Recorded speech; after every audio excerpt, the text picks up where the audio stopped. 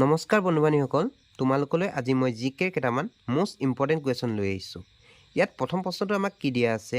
সত্যাগ্ৰহ শব্দটো গান্ধীয়ে প্ৰথমে ক'ত ব্যৱহাৰ কৰিছিল?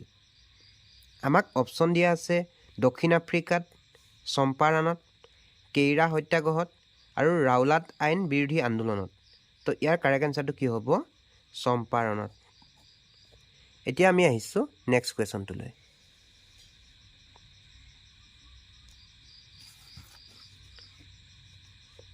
ইয়াত আমাক কি দিয়া আছে? ৰায়মনা ৰাষ্ট্ৰীয় উদ্যান কোনখন জিলাত আছে? অপশ্যন দিয়া আছে আমাৰ কোকৰাঝাৰ, দৰং জিলা, কাছাৰ, ডিব্ৰুগড়। তো ইয়াৰ কাৰেক্ট এনচাৰটো কি হ'ব?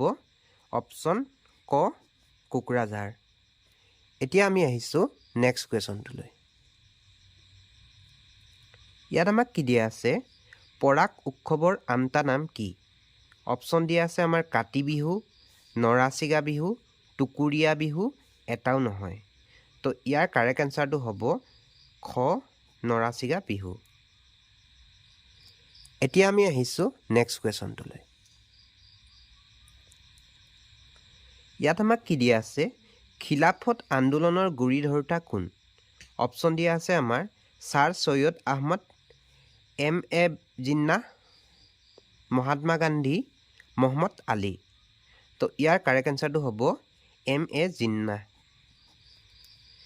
এতিয়া আমি আহিছোঁ নেক্সট কুৱেশ্যনটোলৈ।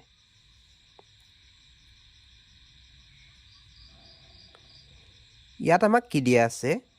কলিৰা ভোমোৰা দলং কোনে উদ্বোধন কৰিছিল? অপশ্যন দিয়া আছে আমাৰ ডক্টৰ মনমোহন সিং, মোৰাৰজী দেশাই, ৰাজীৱ গান্ধী, ইন্দিৰা গান্ধী। তো ইয়াৰ কাৰেক্ট এনচাৰটো হ'ব ৰাজীৱ গান্ধী। এতিয়া আমি আহিছোঁ নেক্সট কুৱেশ্যনটোলৈ। ইয়াত আমাক কি দিয়া আছে? তলৰ কোনটো ভাৰত নিৰ্মাণ আঁচনিৰ অন্তৰ্গত নহয়? অপশ্যন দিয়া আছে আমাৰ স্বাস্থ্য আৰু পুষ্টি, জলসিঞ্চন, পথ, গৃহ। ইয়াৰ কাৰেক্ট এনচাৰটো হ'ব স্বাস্থ্য আৰু পুষ্টি। এতিয়া আমি আহিছোঁ নেক্সট কুৱেশ্যনটোলৈ। ইয়াত আমাক কি দিয়া আছে? পাণবাৰী মছজিদ অসমৰ কোন জিলাত অৱস্থিত? অপশ্যন দিয়া আছে আমাৰ নলবাৰী, গোৱালপাৰা, যোৰহাট, ধুবুৰী। তো ইয়াৰ কাৰেক্ট এনচাৰটো হ'ব ঘ, ধুবুৰী। এতিয়া আমি আহিছোঁ নেক্সট কুৱেশ্যনটোলৈ। ইয়াত আমাক কি দিয়া আছে? কাৰ ৰাজত্বকালক মোগল সাম্ৰাজ্যৰ সোণালী যুগ বুলি কোৱা হয়? অপশ্যন দিয়া আছে আমাৰ ঔৰংজেব, বাবৰ, হুমায়ুন, শ্বাহজাহান। তো ইয়াৰ কাৰেক্ট এনচাৰটো হ'ব অপশ্যন ঘ, শ্বাহজাহান। এতিয়া আমি আহিছোঁ নেক্সট কুৱেশ্যনটোলৈ। ইয়াত আমাক কি দিয়া আছে? কিমান চনত অসমত প্ৰথমবাৰৰ বাবে চাহৰ আৱিষ্কাৰ হৈছিল?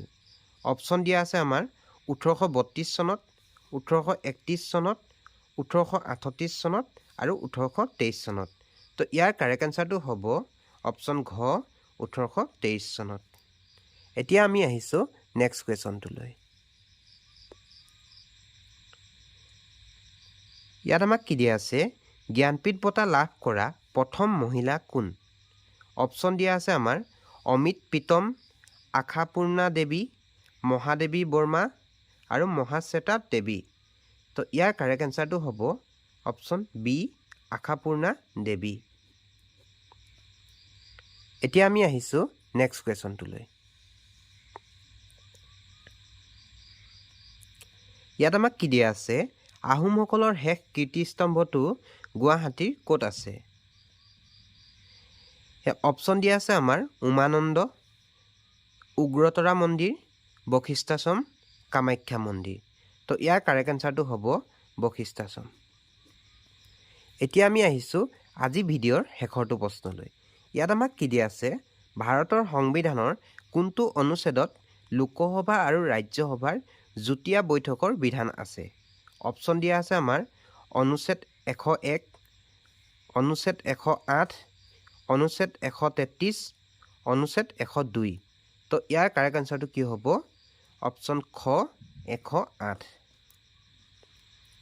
তো আজি ভিডিঅ'টো কেনেকুৱা পালে তো কমেণ্ট কৰি জনাব। লগ পাম পুনৰ অন্য এটা ভিডিঅ'ত। ধন্যবাদ।